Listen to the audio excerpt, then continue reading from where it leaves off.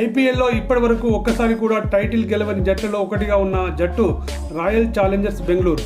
Fans పరంగా, craze పరంగా Mumbai Indians, Chennai Super కింగ్స్తో ఆర్సీబీ సమానంగా ఉంటుంది. కానీ కప్పు లేకపోవడంతో ఆ జట్టు ట్రోల్స్ గురవుతూ ఉంటుంది.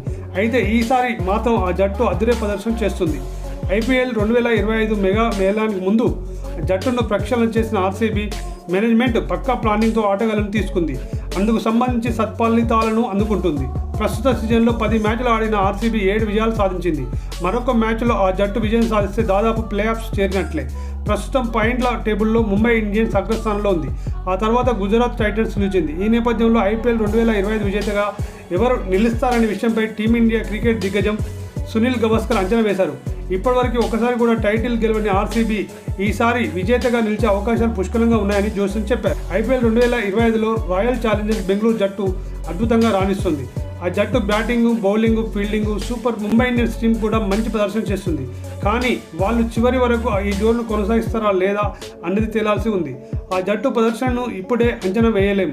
కానీ ఈసారి ఆర్సీబీ టైటిల్ ఫేవరెట్గా కనిపిస్తుంది అని, అన్ని విభాగాల్లో ఆ జట్టు పటిష్టంగా కనిపిస్తుంది అని సునీల్ గవాస్కర్ వ్యాఖ్యానించారు.